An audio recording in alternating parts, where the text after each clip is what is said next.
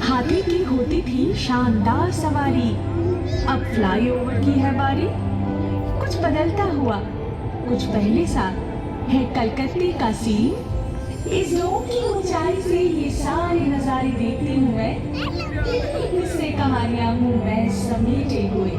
तो शुरू करें, 1 2 3।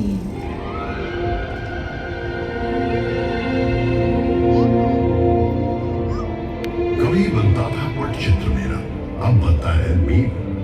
उम्र है मेरी 300-400 साल और हजारों है थी।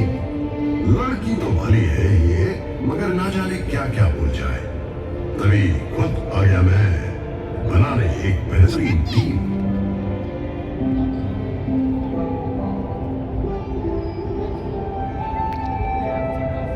बीवियों और सज्जनों, इनसे मिलिए। आप लोग जहाँ बैठे हैं, किसी समय ये यहाँ हुआ करते थे। जुरासिक पार्क से पार्क स्ट्रीट का सफर तो बहुत लंबा है। अगर वहां से शुरू करोगी तो मोबाइल फोन तक पहुंचते पहुंचते 52 एपिसोड का सीरियल बन जाएगा। क्यों ना हम ब्लैक एंड व्हाइट के जमाने से शुरू करें? तो मैं वहां से शुरू करूं। 16 जनवरी 1941 की रात एक गाड़ी 38/2 एलियन रोड से तेजी से निकलती है और सीधा घुस जाती है बंगालियों के दिल और आत्मा में।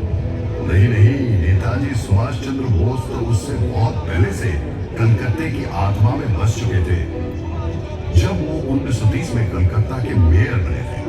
यही नहीं, बतौर कांग्रेस प्रेसिडेंट वे पूरे भारत के दिल और दिमाग में बसते थे और ब्रिटिश सरकार की आंखों में धूल झोंक कर 3-4 बार बेस बदल कर बचना, ये तो पूरा थ्रिलर है। नेताजी के बाद ऐसा अमर सुपर हीरो कलकत्ते को फिर कभी नहीं मिला।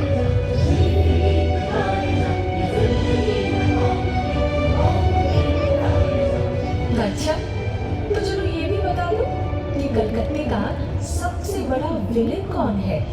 इस पर तो मैं एक ऐसे विलेन का नाम लूंगा जिसका कोई नाम ही नहीं। नाम ही नहीं? मतलब 1989 में लगातार 6 महीनों तक एक अनजान व्यक्ति रात के अंधेरे में सड़क पर सोते हुए 13 बेघर लोगों का पत्थर से खून करता है। मीडिया ने उसे नाम दिया स्टोन मैन। नहीं नहीं नहीं नहीं, इतने भयानक किस्से से इतिहास की शुरुआत होगी? मुझसे पूछो तो सबसे बड़ा विलेन है अमिताभ बच्चन। अमिताभ बच्चन? वो क्यों? वाह भाई वाह, नौकरी की तो कलकत्ते में, थिएटर किया तो कलकत्ते में, पर फिल्मों की बारी आई तो पहुंच गए बम्बई। क्या जाता अगर बांग्ला सिनेमा में ही रोमांटिक हीरो बन जाते? इस लॉजिक से तो क्लिफ रिचर्ड का बचपन भी यही गुजरा है, कलकत्ता में। अरे मतलब हावड़ा में। एक ही बात है, वो भी यही रहते तो शायद सुमन चटर्जी की जगह खुद ही जीवनमुखी गाने लगते, है ना? और पहले वो भी तो कलकत्ता आए थे। और लियोनेल मेसी, वो भी तो। देखो, मैं एक बात साफ कह दूं, फुटबॉल को लेकर कोई मजाक नहीं। 1911 आईएफए शीट के फाइनल में मोहन बागान क्लब के जाबाज खिलाड़ियों ने अंग्रेज टीम ईस्ट यॉर्कशायर रेजिमेंट को 2-1 स्कोर से हरा दिया था। जरा सोचो तो, अंग्रेजों के राज में पराधीन देश अंग्रेज टीम को ही हरा देता है, और एक ऐसा दल जिसमें सभी भारतीय हैं। कलकत्ते के इतिहास में जगमगा रहा है ये दिन। वाकई, पर उसी साल ही तो भारत की राजधानी कलकत्ता से बदलकर दिल्ली कर दिया गया था। उससे पहले 139 सालों तक मैं ही तो राजधानी था, ब्रिटिश भारत का मोस्ट इंपॉर्टेंट शहर। ओहो, इसमें दुखी होने की क्या बात है? उन दिनों कलकत्ते में स्वाधीनता आंदोलन की एक ऐसी लहर थी जो अंग्रेजों से संभाली नहीं समझ रही थी। तभी उन्होंने 1905 में तय किया कि बंगाल को 2 भागों में बांट दिया जाए। लॉर्ड कर्जन ने एक चिट्ठी में लिखा था, कलकत्ता षड्यंत्र का एक महाकेंद्र बन गया है, इसे इस सिंहासन से हटाना ही पड़ेगा। हर याद में सुरेंद्र नाथ बैनर्जी के नेतृत्व में राष्ट्रवादी इंडियन एसोसिएशन यहीं पर तो बनी थी। फिर यही गठित हुई ऑल इंडिया नेशनल कॉन्फ्रेंस। आगे चलकर कांग्रेस का जन्म हुआ। तभी तो अंग्रेज सुरेंद्र नाथ को सरेंद्र नाथ बुलाते थे और इसी को जोर विरोध के चलते ही तो अंग्रेज बंगाल के टुकड़े करने में असफल रहे। हाँ, तभी तो 6 साल बाद गुस्से में आकर राजधानी को ही बदल डाला। पता है इससे क्या साबित होता है कि तुम एक बहुत ही प्रभावशाली शहर हो, अन्याय के खिलाफ आवाज उठाने वाला शहर।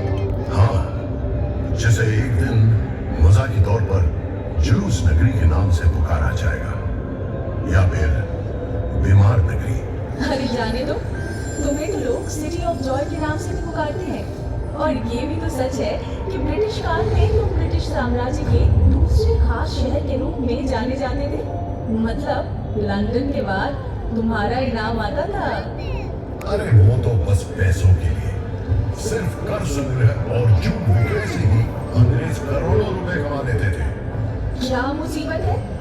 अगर कलकत्ते की निंदा करूं तो तुम जुड़ जाते हो और तारीफ करूं तो खुद ही निंदा करने लगते हो। मतलब बस बहस करनी है ना? बहस करना तो मेरे खून में है। जानते हो भारत में पहला सेंसरशिप कानून क्यों बनाया गया था? क्यों?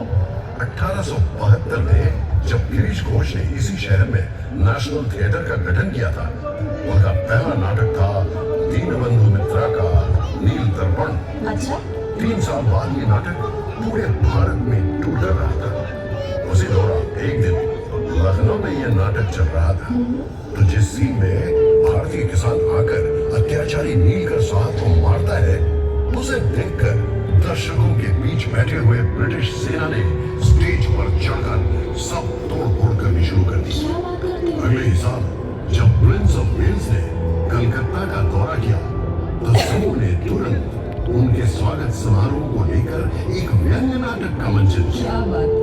उसके बाद अत्याचारी पुलिस कमिश्नर को लेकर भी एक और नाटक। फिर क्या था, तुरंत लागू हुआ ड्रामेटिक परफॉर्मेंस एक्ट, सेंसर की तलवार। जिसमें सेंस ज्यादा हो उसके पीछे सेंसर तो पड़ेगा ही। वहीं दूसरी तरफ जेम्स हिकी को देखो।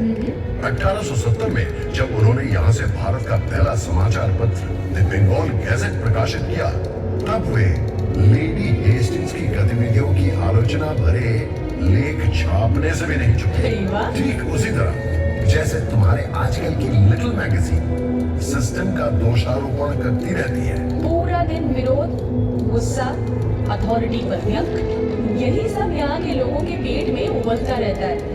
तभी तो कलकत्ता वालों का लिवर जो है ना, इतना कमजोर है। अजी, ना तो हमारे लिवर में कुछ खराबी है और ना ही हमारे कैंटिलीवर में। हावड़ा ब्रिज एक कैंटिलीवर ब्रिज है ना?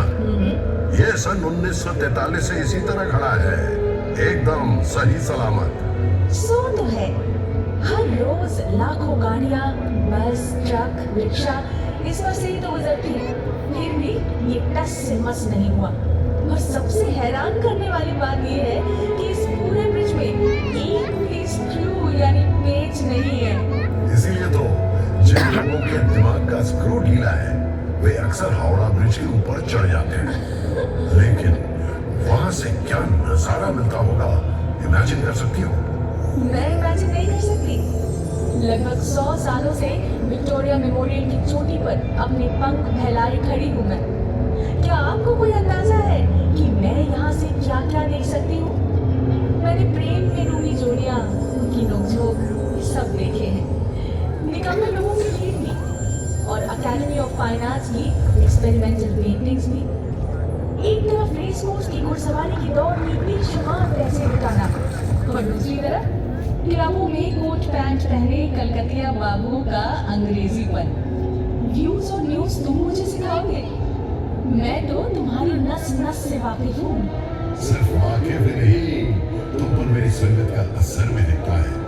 कभी तो हवा के झोंके से तुम तेजी से गोल गोल घूमने लगती हो, तो कभी घटिया के दर्द से तुम घूमना ही भूल जाती हो। और ये इमारत जिस पर तुम्हें इतना गर्व है, कभी तो इसे ताजमहल की नकल कहा जाता था। क्या बात करते हो? अरे हाँ, क्या इसे गाय के गोबर से काला नहीं किया गया था ताकि जापानी उस पर बमबारी न कर सके?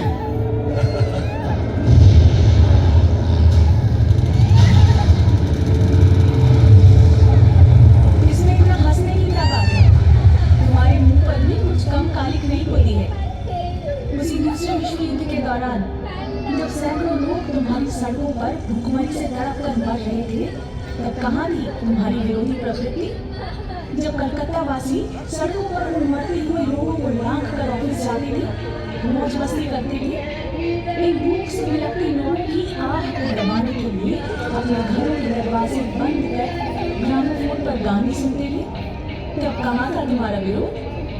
देखो, मानता हूं कि जितना करना चाहिए था उतना तो खैर नहीं हो पाया, लेकिन ये भी सच है कि उस दौरान शहर की गली मोहल्ले में मुफ्त रसोई भी खोली गई थी, और वो भूखमरी तो सरकार, राजनीतिज्ञों और आला अफसरों द्वारा रचाई गई थी। स्वयं विंस्टन चर्चिल भी इतने सारे लोगों की मृत्यु की जिम्मेवारी से पल्ला नहीं झाड़ सकते थे।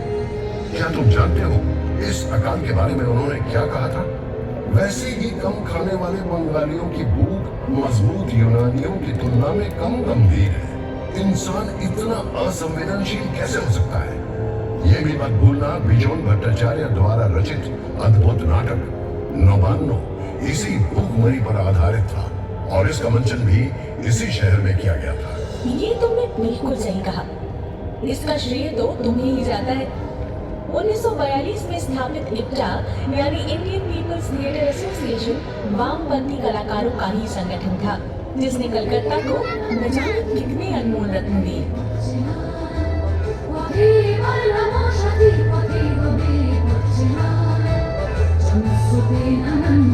और सिर्फ नौबान्नो ही क्यों, यहाँ से तो कई यादगार गाने, नाटक और फिल्मों का जन्म हुआ। इसी इप्टा ने ही तो कई जगमगाते हीरे दिए हमें। उत्पल दत्त, ज्योतिरिंद्रनाथ मित्र, देवव्रत विश्वास, शोले चौधरी और इन्हीं के भाव शिष्य थे मृणाल सेन।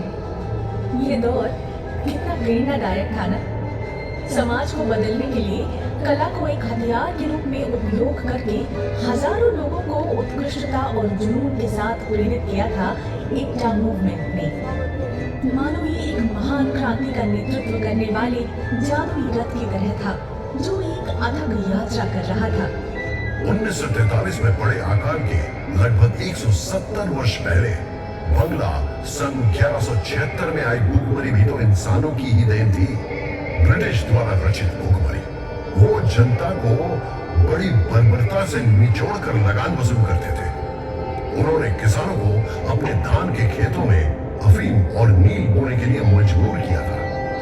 उस समय भी तो मेरे सीने में गिरकर लाखों असहाय लोगों ने जान गंवाई थी, और मैं बस चुपचाप देखता रह गया।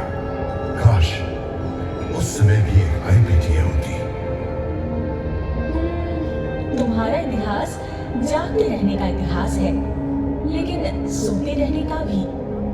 अच्छा ये बताओ, 19वीं सदी में जब बंगाली बाबू लोग अपनी पालतू बिल्लियों की शादी में बेशुमार धन बर्बाद कर रहे थे या गुलाब जल में स्नान कर रहे थे, तब तुम किस हालत में थे जनाब? आधी नींद में या ऊँघते हुए?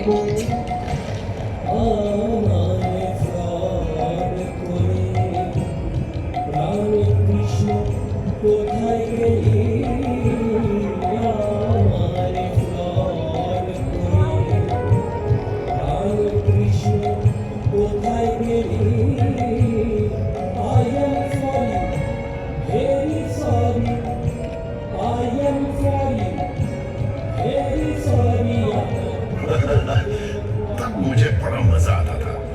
पूरे बदन पर तेल मलकर 4 घोड़ों वाली गाड़ी पर सवार होकर नदी में स्नान करने के लिए निकलने का एक अलग ही ग्लैमर होता है। ये तो मानती हो ना? और जरा सोचो, अगर बाबुओं की वो शोशेबाजी ना रहती तो तवायफों का नाच देखने का भी चलन नहीं रहता। फिर ना तो उनके पैसों से ढेर सारे स्कूल कॉलेज खुलते, और ना ही मेरा सबसे खूबसूरत और जगमगाता त्योहार दुर्गा पूजा अस्तित्व में आता। दुर्गा पूजा नहीं होती? मगर क्यों? अरे शोभा बाजार के बाबू नवकृष्ण देव ने ही तो मदरसे बनाने के लिए ढेर सारे रुपए दिए थे, सड़कें बनवाई थी, और पूरे देश भर से गायकों संगीतकारों को बुलवाकर बड़े बड़े संगीत सम्मेलन करवाते थे। और उन्होंने न केवल 82 की लड़ाई में सिराजुद्दौला के खिलाफ साजिश में भाग लिया, बल्कि अंग्रेजों की जीत की खुशी में एक शानदार दुर्गा पूजा का भी आयोजन किया था। अच्छा। उसी के चलते ही तो हमारे कैलेंडर में दुर्गा पूजा को इतना महत्वपूर्ण स्थान मिला। क्या बात करते हो? दुर्गा पूजा की शुरुआत उसी व्यक्ति ने की जिसने बंगाल को अंग्रेजों के हाथ में सौंपने का षड्यंत्र रचा था। बिल्कुल, शायद बंगाल अंग्रेजों के हाथों कभी ना आता अगर 1756 में सिराजुद्दौला अपनी विशाल सेना लेकर मुझ पर आक्रमण न करता।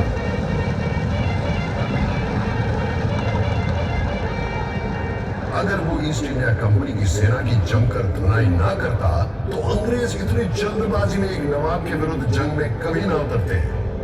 जंग में तो वे जरूर उतरते, बस उनके प्रॉपर नाम सब बदल जाते। और वैसे भी वो इस मुल्क पर कब्जा किए बिना कहाँ बैठे रहने वाले थे।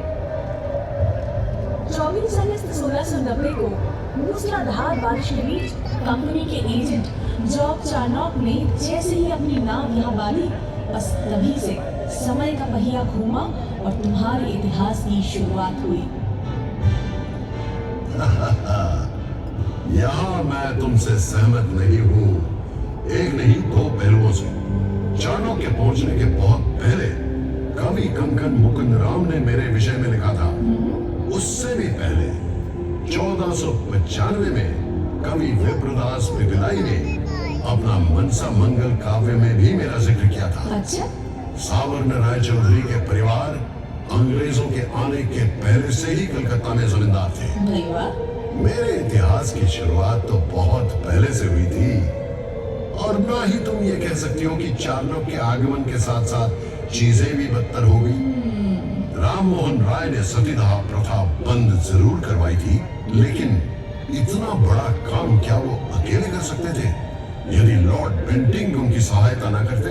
सो तो ठीक। क्या माइकल मधुसूदन दत्त बंगला काव्य का रुख बदल सकते अगर उन पर मिल्टन का प्रभाव न पड़ता? क्या बंकिम चंद्र बंगला में पहला उपन्यास लिख पाते अगर उन्होंने वॉल्टर स्कॉट ना पढ़ा होता? बिल्कुल सही। क्या ईश्वर चंद्र विद्यासागर विधवा विवाह का प्रचलन शुरू कर पाते यदि उन्हें अंग्रेजों का सहयोग नहीं मिलता? कि क्या अनाप शनाप बोले जा रहे हो? तुम कैसे भूल गए कि शहीद खुदीराम बोस के पार्थिव शरीर पर फूलों की वर्षा करने के लिए हजारों लोगों ने तुम्हारी सड़कों पर लाइन लगाई थी। तुम्हारे राइटर्स बिल्डिंग के अत्याचारी ब्रिटिश अफसर को गोली मारने के बाद विनय बादल नीरीश ने आत्महत्या की थी। और हाँ, तुम्हारे एक प्रसिद्ध बैरिस्टर चित्तरंजन दास, वही जिनके कपड़े पेरिस से धुलकर आते थे, उन्होंने भी तो अपने सारे यूरोपियन कपड़ों को जलाकर खादी पहनना शुरू कर दिया था। और जिस व्यक्ति को उन्होंने अलीपुर बमबारी मामले में बाइज्जत बरी करवाया था, वो कोई और नहीं बल्कि poet of patriotism Arvind Ghosh थे। अरे तुम तो वो शहर हो जहाँ क्रांतिकारी संगठन अनुशीलन समिति का गठन हुआ था।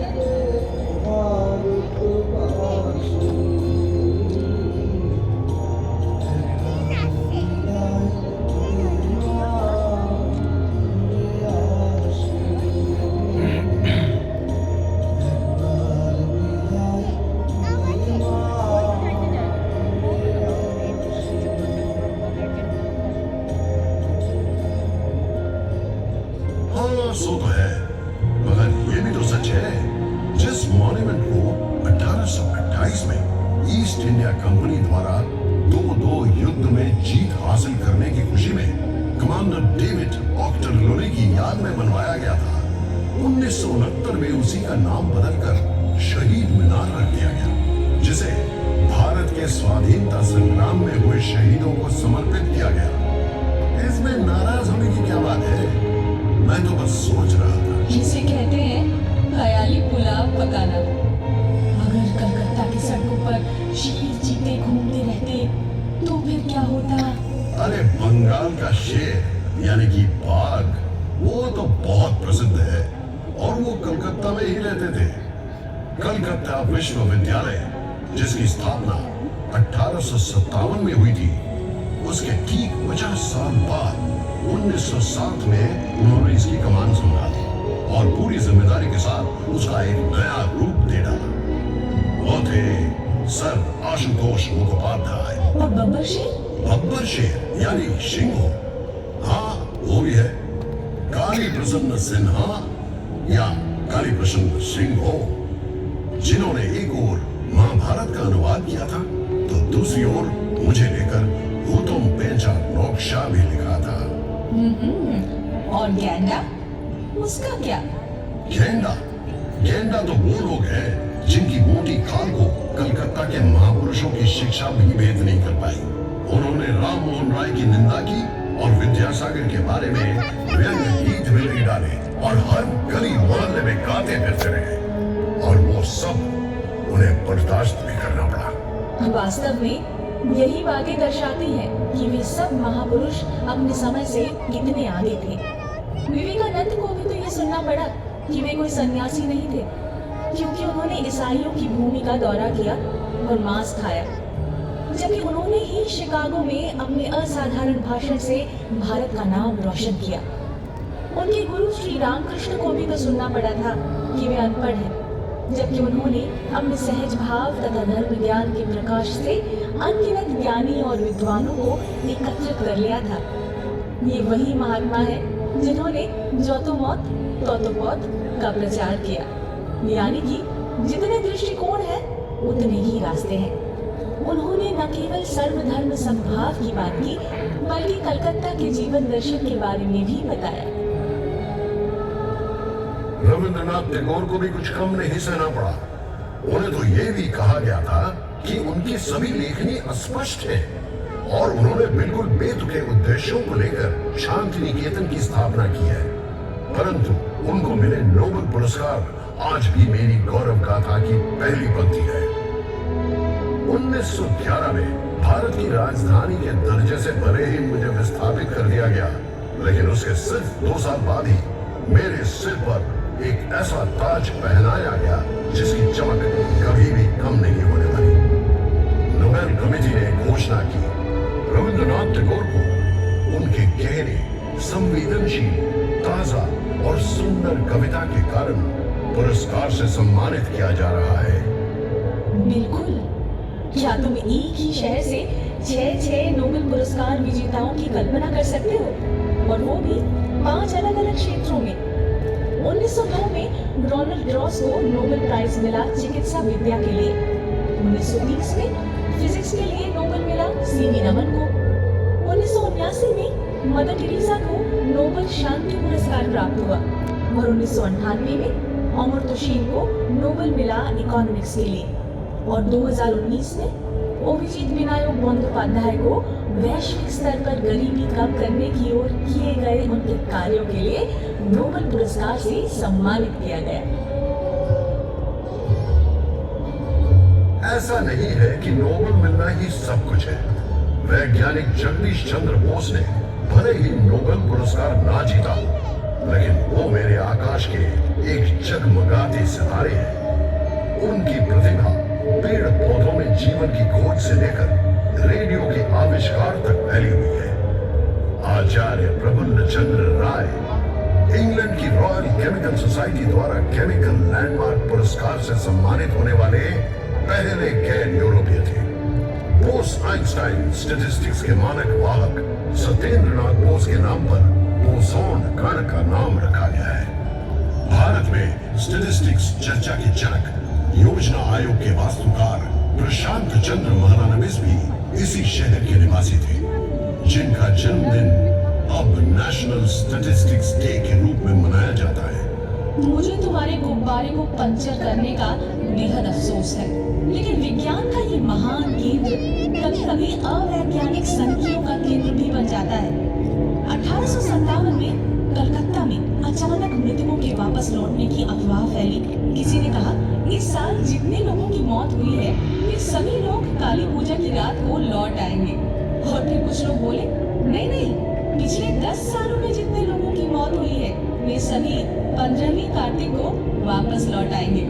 पूरे शहर में हलचल मच गई। बहुत से लोग बेचैनी से अपने मृतक परिजनों के लौटने का इंतजार करने लगे। इस पर गाना भी बना लिया गया था, पता है? मर गया था जो आ रहा लौट के, बहता हुआ आ रहा है राणा घाट में, पतली गर्दन उसकी और पेट है फूला सा, पानी पी पी कर बन गया है जेली सा। Guilty as charged. 1979 की अफवाह भी कुछ कम नहीं थी कि अमेरिका द्वारा भेजा गया सैटेलाइट स्काईलैब कभी भी टूटकर गिर पड़ेगा। लोगों का बस चलता तो वो आसमान की ओर देखते हुए ही सड़क पर चलते। कोई कोई तो पूरा दिन हेलमेट पहनकर ही घूमते थे। हाँ, स्काईलैब के कुछ टुकड़े गिरे जरूर थे, लेकिन वो ऑस्ट्रेलिया था, पर्थ और उसके आसपास के कुछ अन्य जगहों पर। कलकत्ता से उसका दूर दूर तक कोई संबंध नहीं था। लेकिन सबसे बड़ी अफवाह या शायद पागलपन था कि गणेश जी ने दूध पीना शुरू कर दिया।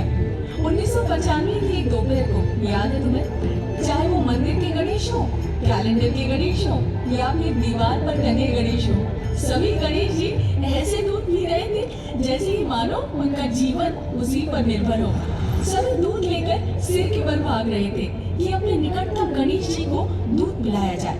मानो अगर वे इस मिरेकल को देखने से चूक गए तो उनके पुण्य का जो कोटा है ना, वो कम हो जाएगा।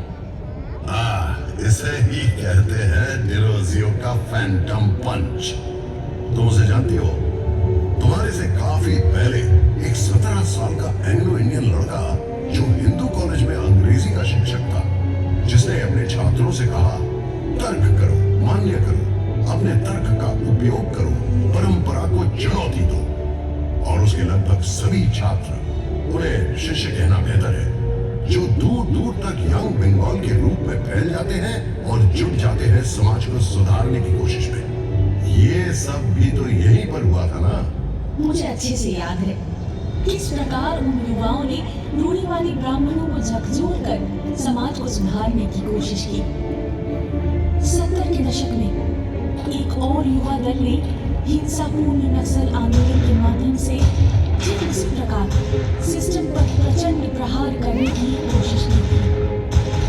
लेकिन इस बार बम और गोलियों से समाज सुधार की इस प्रक्रिया का प्रशासनिक जवाब भी बहुत जोरदार था, क्योंकि तब तक राजनीतिक परिस्थिति काफी जटिल हो चुकी थी। वो एक भयानक दौर था। रात भर बम के विस्फोटों और पुलिस जीपों की गड़गड़ाहट सुनाई देती थी और सुबह होते ही नजर आती थी गंगा के तट पर बहते हुए न जाने कितने प्रतिभाशाली युवकों की लाशें। गर्म जवान खून के धब्बों से तुम्हारा शरीर उस दिन लाल हो गया था। विचारधारा और परंपरा खो गए थे एक नए मुखौटे के पीछे। हाँ, जो तो बहुत नक्सल आंदोलन किसी के लिए आतंक का कारण बना तो किसी के लिए रोमांटिक नॉस्टैल्जिया। चीन का चेयरमैन हमारा चेयरमैन, इस स्लोगन को लेकर कुछ लोग मुंह बनाकर मंद मंद मुस्कुराते हुए थे। और मुझे बताओ, क्या कोई यहाँ रहकर चीन के नेता से प्रभावित नहीं हो सकता? क्या कलकत्ता विश्व नागरिकता का केंद्र नहीं? हाँ, यहाँ मैं तुमसे बिल्कुल सहमत हूँ। अकेला हिंदू कॉलेज ही इस बात का एक शक्तिशाली प्रमाण है। अंग्रेजी भाषा सीखनी है, पाश्चात्य संस्कृति को समझना है और उसे अपनी संस्कृति के साथ जोड़ना है। इन सिद्धांतों को लेकर, इन उद्देश्यों को लेकर भारत के अन्य किसी प्रांत में इस प्रकार का एक स्कूल स्थापित करना शायद नामुमकिन था। 1817 में अंग्रेजों और बंगालियों ने मिलकर एक ऐसा काम किया जो ना किया होता तो शायद बंगाल रेनेसां नहीं होता। हाँ बिल्कुल, मगर बंगाल रेनेसां का सोचता हूँ तो वाकई विश्वास नहीं होता। अकेले ठाकुर परिवार को ही देखो, ऐसा लगता है मानो 10 प्रतिभाशाली व्यक्तियों के गुण उनके परिवार के एक सदस्य में भर दिए गए हो। द्विजेंद्र नाथ ठाकुर, जिन्होंने संस्कृत से बांग्ला में मेघदूतम का अनुवाद किया, बांग्ला में दर्शन शास्त्र पर किताबें लिखी, आशुलिपि के बांग्ला संस्करण में सुधार किया और यहाँ तक कि बक्से बनाने पर भी एक किताब लिख डाली। सत्येंद्र नाथ ठाकुर ये प्रथम भारतीय IAS थे और उस जमाने में अपनी पत्नी को अपने साथ विदेश लेकर गए। अच्छा? ज्योतिरिंद्र नाथ ठाकुर एक श्रेष्ठ चित्रकार, नाट्यकार, निर्देशक और अभिनेता थे। देवेंद्र नाथ ठाकुर ने तो सिर्फ 3 घंटों में डिक्टेशन देकर ब्रह्म धर्म पर पूरी किताब ही लिख डाली। गगनेंद्र नाथ ठाकुर एक असाधारण चित्रकार थे। वो कार्टून बनाने के साथ साथ क्यूबिस्ट पेंटिंग भी बनाते रहे क्या बात है। और अवनींद्र नाथ के चित्र और कहानियां दोनों ही बंगाली संस्कृति का खजाना माने जाते हैं।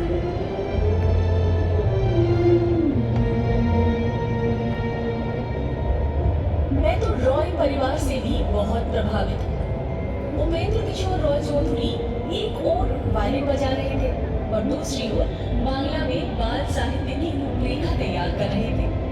उन्होंने बच्चों के लिए एक पत्रिका प्रकाशित की और उनके आविष्कार ने हाफ टोन प्रिंटिंग में क्रांति ला दी। उनके बेटे सुकुमार राय ने अपने हास्य छंद और गद्य से सभी को चौंका दिया। उनकी नॉनसेंस क्लब की बैठकों में प्लेटो से लेकर तुर्गनेव तक सभी पर गंभीर चर्चा होती थी। मुझे तो ऐसा लगता है वे हर सुबह पूर्व और पश्चिम दुनिया की सारी बेहतरीन चीजों को एक गिलास में घोलकर पी जाते थे। सिंथेसिस करने की ये क्षमता तो हमारे अंदर हमेशा से रही है ना। 1835 में पश्चिमी चिकित्सा विज्ञान से स्थानीय लोगों को शिक्षित करने के लिए मेडिकल कॉलेज की स्थापना की गई। फिर बाद में नृत्य कलाकार उदय शंकर ने रूसी नृत्यांगना आना पावलोवा के साथ हाथ मिलाया और पेश किया विश्व विख्यात बैले राधा कृष्ण। 1955 में सुकुमार राय के बेटे सत्यजीत राय ने अकेले ही अपने पौधे पांचाली के जरिए भारतीय सिनेमा में न्यू वेव शैली की शुरुआत की।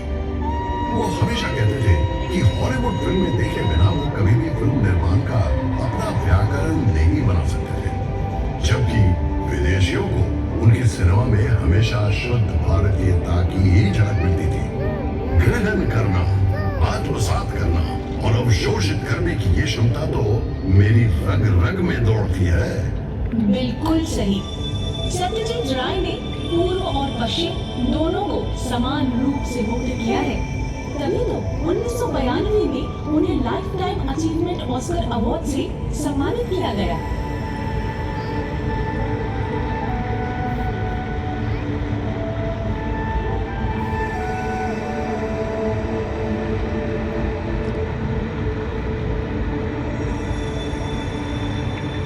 वही क्यों, उसी वर्ष की शुरुआत में शुभ्रो मित्रों को भी सिनेमेटोग्राफी में उत्कृष्टता के लिए Eastman कोडाक life time achievement award से सराहा गया था।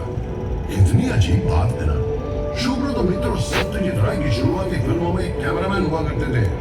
अफसोस कि उन्हें कभी भी वे प्रसिद्धि नहीं मिली जो दुनिया के सर्वश्रेष्ठ सिनेमेटोग्राफर में से एक के रूप में उन्हें मिलनी चाहिए थी। माफ करना, गुमनाम नायकों के प्रति तुम्हारा ये जो जुनून है ना, कि मेरी समझ से परे है। समझ ही नहीं आता कि तुम असल में उदार हो या अत्यधिक आलोचनात्मक। जब भी दुनिया आपके शहर के किसी का गुणगान करे, कलकत्ता वासी तुरंत एक दूसरे व्यक्ति को पेश कर देंगे और कहने लगेंगे, भाई इनमें क्या कमी है, इन्हें इनका हक क्यों नहीं मिला। क्यों नहीं, कलकत्ता के लोग विजेताओं को लेकर जश्न मनाना भी जानते हैं और साथ साथ जो लोग पीछे छूट गए हैं उनका सम्मान करना भी।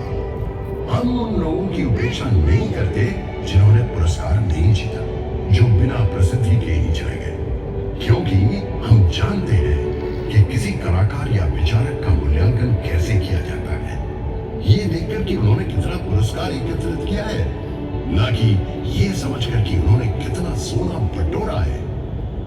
इसीलिए जब तक रविंद्रनाथ याद रहेंगे तब तक जीवनानंद दास भी, जब तक सत्यजीत राय तब तक ऋतिक घटक भी, जब तक शंभु मित्रो तब तक बादल सरकार भी, जब तक सुनील गंगोपाध्याय तब तक कौमल कुमार मजूमदार भी। जिस प्रकार हम पंकज राय को सर माथे पर रखेंगे, उसी प्रकार शूटे बैनर्जी को भी। जैसे हेमंतो, मान्ना, सुंधा इनको सिंहासन पर बैठाएंगे, वैसे ही सुचित्रा मित्रो, होलिका बंदोपाध्याय को भी सलामी देंगे और साथ ही निर्मला मिश्र, प्रतिभा बंदोपाध्याय को भी। और निखिल बैनर्जी के सितार वादन में कहीं खो जाएंगे। ये कोई सनक नहीं, इसे कहते हैं गहरी अंतर्दृष्टि, समझे?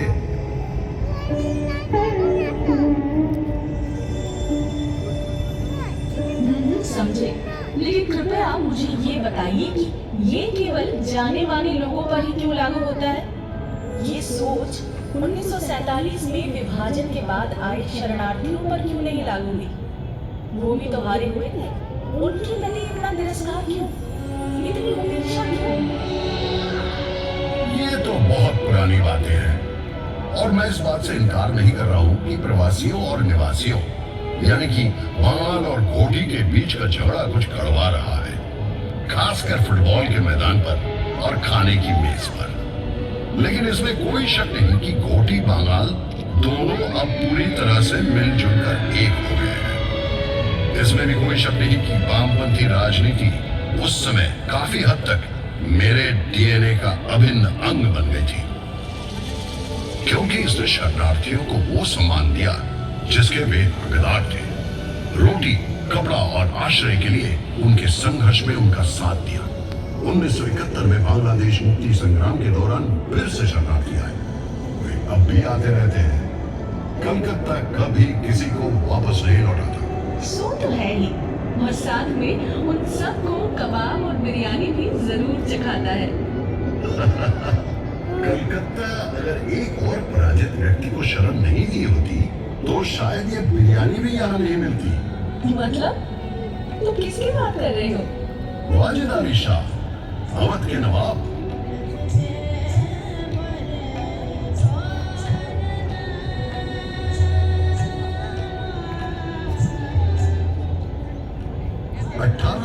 में अंग्रेजों ने बिना किसी लड़ाई के उन्हें गद्दी से हटाकर निर्वासित कर दिया कलकत्ता में। उन्होंने डेरा डाला मेटिया बुरुज में। धीरे धीरे संस्कृति में, कपड़ों में और खान पान में मेटिया बुरुज छोटा लखनऊ बन गया। इस प्रक्रिया में स्थानीय संगीत और नृत्य भी प्रभावित हुए, लेकिन उससे कई गुना ज्यादा प्रभावित हुए कलकत्ता वालों का खाने का स्वाद और खाना पकाने के बर्तन आदि। अभी कलकत्ता की सड़कों के किनारे जो कबाब और बिरयानी की दुकानें दिखाई देती हैं, उनकी जड़ें उस शर्मनाक निर्वासन के इतिहास से जुड़ी है। जीवन धन का कुछ भी व्यर्थ नहीं जाता, कलकत्ता ने सदा शान से ये माना है। लेकिन जब हम 1946 के दंगों को याद करते हैं, तब ये शान शायद फीकी पड़ जाती है। वो भीषण हिंदू मुस्लिम दंगे जो करीब एक हफ्ते तक चले थे।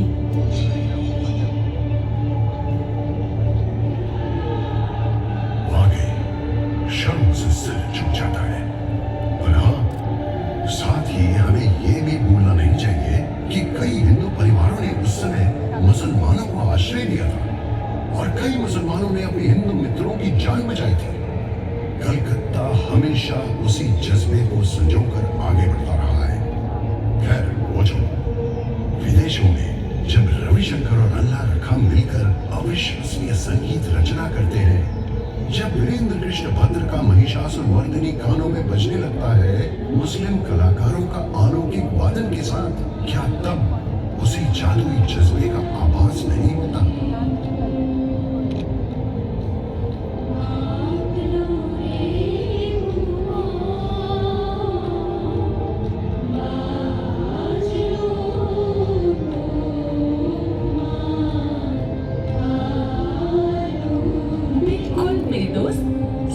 तुमने, और इसी बात से जादूगर पीसी सरकार को लेकर एक वाकया याद आ गया।